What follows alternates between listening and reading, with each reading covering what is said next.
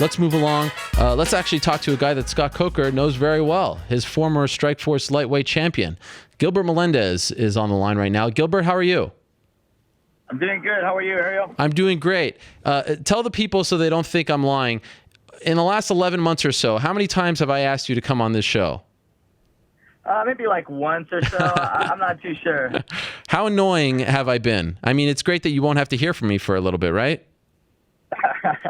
No, it's good, man. I've just been under the radar, but I'm back. You are back. Congratulations on being back. July 23rd, you're fighting Edson Barboza in Chicago. Let me first ask you about that. Is that a good scenario for you? Like, was this the kind of comeback that you liked? Was this the kind of fight, the stage that you like? Are you happy with what they gave you in your return? Yeah, I am happy. Overall, I am happy. He's definitely a tough opponent. There's definitely not a tune-up fight going here. I'm just jumping right into it. Yep. But yeah, he's a very dangerous fighter. I know what I'm up against, but right now there are no easy fights in the division. I know you hear that a lot. And a win over Barboza would really put me back in the mix. So were you kind of hoping for a tune-up fight? No, I wouldn't say that. I was just hoping for like a late July return. Okay. And it was the first name that came up. I know he just beat Pettis. And I saw it, and I looked at it, and I said, yeah, let's do it. And at this point, honestly, I didn't feel like I was going to say no to whoever they offered me. Mm-hmm. How difficult has this past year been for you, being out, not being able to fight, earn a living as a fighter? Has this been the most difficult year and frustrating year of your career? At the beginning of the year, it was tough. It was tough dealing with the situation, and I was bummed. But I got to rest my mind a lot. It's hard to rest your body as a professional fighter. If you take 2 months off, you fall behind so much. So I stayed active as a fighter training, but I got to rest my mind, and I feel like being a fighter, fighting a lot, and doing a lot of TV, a lot of work can be overwhelming. So the downtime was good. It was good to spend some extra time with my family and have fun training. And I'm an optimistic guy, so I made the best out of the situation. So obviously, I would be remiss if I don't ask you about what happened last year. And I know you want to move on, and I respect that. But is there anything, because from what I understand, you haven't really talked about it in any interview. There's nothing I can go back to. Is there anything that you can tell us about what happened here? You put out your statement in July when the news came out that you had failed that drug test. But can you shed any light on what occurred there? Well, I really don't want to go down a rabbit hole or anything like that, but the gist of it is I made a mistake. I made a mistake that won't happen again, and I'm not proud of this, and and I'm doing my best to move on from it, and I hope everyone else can, and it's understandable if they can't, but I just want to do everything in my power to prove I'm still a warrior and I'm a great fighter, and just trying to move forward, to be honest. If I could be honest, I feel like I'm so surprised that more fighters don't say what you just said, as opposed to giving us a story, some convoluted thing. Saying I made a mistake, to me, it doesn't necessarily excuse anything, but it makes it, I can move on. I feel like are you surprised that more people don't say that? Is it hard for you to even say that? Because I feel like we never get that response from athletes when things like this happen. And I'm surprised that we're an understanding public, and I'm surprised more don't do that. Is that a difficult thing for you to say? It's not. It's not. Like I said, man, I'm just bummed about the whole situation. Every fighter handles it their own way, or they got to say what they have to say. I'm more disappointed about the whole situation, and no, it's not, man. I'm disappointed about that, but it's not hard to say I made a mistake, and I did, and I just want to move on from it. Are you worried that this will stick with you forever? Or do you think people will be understanding because you're being upfront and saying I made a mistake, and they'll remember all the great fights and things like that? I try not to think about that too much. Okay. But I do. I do have a bunch of loved ones around me that love me unconditionally, and I feel like I have fans the same way, and that's why I just want to redeem myself. I want to go out there and fight. That's why I'm excited to fight Barboza. People are telling me I'm going to get killed, and I'm looking forward to show my heart, to show my durability, and to show my courage out there. I know I'm an older cat now, but that stuff lasts forever. and I just gotta go out there and show it to everybody. And last question on this: Do you sort of feel like did you feel like you were pressured into making any kind of mistake? Like, was there something going on in your life or your career or injury, something that you felt like you needed to do this before this fight? Is there anything you could say about that? No, not much. I just, yeah, sometimes, just, you look, you're trying to do everything you can, and you slip up and make a mistake, Okay. Fair enough. And I respect it. Did you feel like you're almost a rookie now because there's all eyes on you and you're fighting on Fox against Barboza, who's looked so good?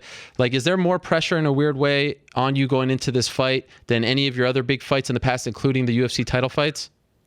Oh my gosh, there's always pressure in a fight, and it's not so much from like my peers or what, but just stepping in with top level guys, and challenging myself. You know what I mean? I could have easily just said no to Barboza. I could have easily said no to fighting. I could have never came back if I wanted to. You know what I mean? I could have said, I could have done whatever I wanted. Yeah. But I want to challenge. I want to see where I'm at. I've been away for a year. I'm not getting any younger. I'm 34 years old now. I've been through a lot of wars, and and there's no easy way to do it. You just got to go up and confront it head on, and see where you're at. And that's what I'm trying to do with Barboza. And getting past him would say so much. Did you actually consider not fighting again? I wouldn't say that. I mean, I would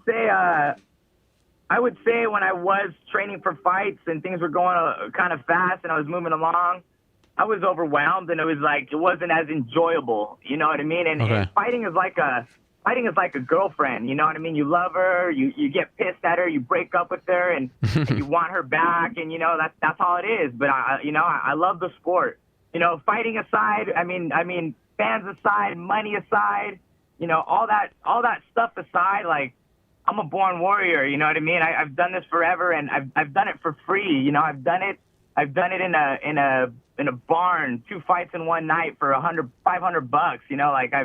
It's beyond the big stage. It's just something that I've done forever, and it's something I'll do to the day I die. Maybe not on a big stage, but I'll always do martial arts. And being a martial artist, from my point of view, I like to test my skills. I like to test the stuff I've been working on, and maybe I won't always do that on a big stage, but it's something that's in me, and I love it. I love fighting, and I'm blessed to be able to do it. So, considering all of that, what was it like a few months ago to be there when your wife was fighting on a big stage? I mean, was that more difficult than any other fight? I can't imagine what that's like for you. Or did you enjoy it? I mean, what's going through your mind when your wife is in there? My wife is in there. I was extremely proud of her performance, man. She's a star. She's good, and I have total confidence in her. And I think she had a tough opponent. She made her look like easy work, but we did our video, and the girl was a durable girl who puts on a lot of pressure, and Kerry shut her down. As her opponents are going to get stronger, I believe my nerves will grow more and more. It is tough to watch. But as she makes the transition to MMA, I know I'll be a little bit more nervous. But I think she's just so good that I wasn't as worried. You know what I mean? And I know when she puts in her work, I felt confident about her. But it's definitely tough sitting in the sideline and watching her throw down. But once she's in her element and she's kicking butt, you feel good about it. Do you want her to stick to one sport as opposed to the other, or do you like her going back and forth? Oh, no, I like her doing MMA. It's just, it's really cool that Bellator is, having MMA and kickboxing, and they're letting fighters do both. And, and I think she's definitely a black belt in kickboxing, and she wants to make her transition to MMA, and she definitely has the skills. It's something she's been working on for a long time. And I think she'll sign in the division, I think she'll sign, fighting MMA. I think she's shit, man, she might be better than me. Well, I mean, she has a lot of work to do there, but that would be quite the story as well. So let me ask you about another fighter, a female fighter, Leslie Smith. She has a gigantic test ahead of her on Saturday. Did you help her prepare for Chris Cyborg? I did. I definitely did, man. I even jumped in and sparred with her, and she worked real closely with Jong Sanon, the Wooden Man, and yes, I did. And if there's one thing about Leslie is that she is not a coward, and she is built on courage. And that's a fighter that you see out there. And one of their strengths is her heart, and her willingness to fight. She was going to fight without an ear in Mexico City and wanted to keep on going. And, I put the pressure on her, and I try to chuck them at her and try to give her my best cyborg look. And, she holds her ground. She's definitely not going to cower down. And I think it's easy to fetal up and take a knee against some strikers like that and look to get TKO'd before you're even KO'd. And I don't think I'll see that from her at all. I don't think she's that type of person. She'll go out on her shield, literally. So as her coach and also as an analyst, or one of her training partners, you've been with her for a very long time. Do you see the path to victory for her? Cyborg has looked, unstoppable. Do you see a path? Like, what are you envisioning? How Leslie's going to beat her? When I talk to Leslie, I say, go look at her kickboxing fight. Go look at that kickboxing fight she's fought over and over. Watch her get dropped over and over. You know what I mean? And, Cyborg is a beast. She is scary, but she's pretty predictable. She doesn't have too much of a finesse. Her main thing is she's a monster that'll just pick you up and throw you and will come at you chucking, so you know what she's going to do, and of course her skills are growing. But I encourage her to watch that tape, and we know what Cyborg's going to do. She doesn't really come out with different strategies or game plans. She comes to kill, and so with that, we worked our tricks. She worked our tricks closely with Johnson on the wooden man, my coach. I sat there and watched. My wife helped spar with her to increase the speed, and and I think she has some tricks up her sleeve that could maybe rock Cyborg to change the momentum of the fight. And and we have a strategy, and I think there's always hope. There's always a possibility, and if anyone can pull this off, it's definitely her. Wow, that is amazing. Before I let you go, I got to ask, what's it like for you to see what's happened to Nate Diaz, the star that he's become, winning on that stage, that big payday, all that stuff? What's that like for you to see that come together for him, who's kind of always been in the shadows of his brother?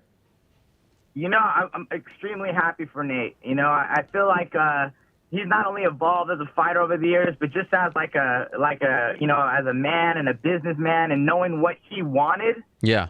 And he got it. He knew what he wanted, and managers help people, and people talk to you, get you, whatever. But at the end of the day, Nate Diaz took the center of the octagon, and he took the center of the business field, and he said what he wanted, and he got it, and he straight manifested that. Like, he made that happen. Like, I seen it within a year happen. We talked closely, and I seen him do it.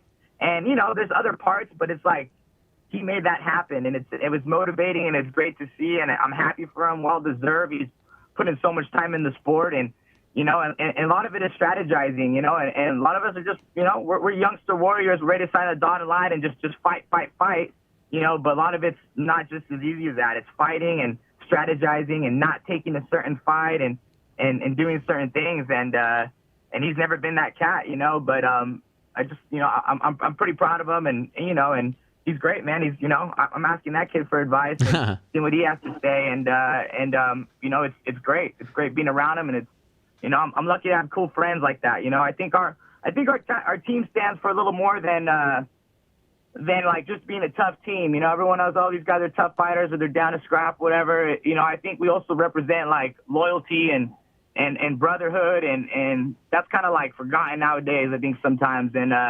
so yeah, man. So it's I'm just proud of him, and just happy for him. Do you think it would be a huge mistake if this rematch actually does happen? Do you think Conor is biting off more than he can chew? No, I don't think this is a huge mistake at all. I think this is a great fight for Conor to do back, because if he, I think if he fights Nate, he's going to have a battle, and he wants to try to prove something, but I totally believe Nate will beat him again. But now he can go back to 45s and go defend his title and have life again, I think. I think 2 losses against Nate Diaz is more forgiving than a loss to Nate Diaz and then going to 45s and possibly losing there again. I think he has life. He has life if he fights again after Nate again. Right. 2 last quick things. Did you catch wind of this whole thing when they announced the Reebok kits, that they misspelt your name? Did you know? Yeah. I know. What did you make of all that? I've always wanted to ask you this, the Gilbert thing. Yeah, no, nothing, man. People, it was a typo. I mean, I didn't stress about it. My Twitter was all blown up that Yes. day, and people were like so disrespectful, and I really didn't care. I really don't care. I have my Scrap Pack Fight Shop right now, Yes. and the Reebok rep has been really cool there, and people are losing money on sponsors, and it's just a transitional period, and I try, like I said, I'm optimistic, dude. I like the fact that I was able to make some cash while I had the chance on sponsors, and and that they allowed that to happen. And, and if this is not my company, I don't get to call the shots. They call the shots. And, you got to roll with the punches, and Reebok's a part of it. I just hope I can design my own Reebok stuff one day and come out feeling completely comfortable in my gear and liking it. So, it did not bother me as much as I think it bothered some other people. Okay, that is good to know. And how that was actually my last question. How is the store doing? And where can if people are in the area, where can they go see it? Yeah, no, thanks for asking, dude. The shop's doing great. We're in Stonestown Mall in San Francisco, California. So if anyone's in town, come check it out. We got all the gear. Scrappack.com with the K, SKRAP, PACK.com. If you want to check some stuff out, the site is live, but we don't have everything up yet. We got everything. We got Ray's gloves, which I really like. We got some good bad boy stuff. We hold some Ruka. And we got our Scrap Pack stuff. We got Nate Diaz's represent stuff, and yeah, we're trying to. I think MMA needs its own culture a little bit, and we're trying to have our own store to express our culture a little bit more. I like it. All right. Well, best of luck. I saw the scenes when the store opened and all the people showed up. That was really cool to see. So good luck to you and the family with the store. And again, I appreciate you coming on. I'm going to leave you alone now. Gilbert, thank you very much. And, kudos to you on how you handled it. Thank you very much for that. And good luck in the fight. Looking forward to seeing you back. Right on, Ariel. Thank you, man. Take it easy. All right, there he is. Gilbert Melendez stopping by. It's always tough. I feel like my mouth wants to say Giblert for a second because that's stuck in my brain. But it's Gilbert Melendez. Thankfully, they have corrected that. And he is back July 23rd. Look, it doesn't excuse anything that he did, but much like I've talked about in the past, Andy Pettitte, in my opinion, the former pitcher for the New York Yankees, handled it better than anyone. He came out and said, I made a mistake. I'm sorry. And no one really talks about that when they talk about his career. Yeah, I mean, if you do like a real retrospective on his career, you have to talk about that. But, it took him a while, but he came on and said, I messed up. I'm sorry. And that's that. And I feel like people really respect that. I feel like for the most part, the public has been told different stories along the way when it comes to this stuff. It's, it's just better. And I know it's easier said than done. Trust me, I know. I recognize that 100%. But I have a feeling people, he can come out and say, look, I made a mistake. That's it. Let's move on. And I really think that was the right way to go about it. You don't have to go into the gory details, everything that went on, why he did it, how he did it, all that stuff. Came out, put out a statement when it happened. Just wanted to talk a little more, and I definitely appreciate him coming on to talk about it. So kudos to Gilbert Melendez, always one of the good guys in the sport. Messed up, admitted, and now at least I can move along and not bother him anymore, because Lord knows I have been bothering him.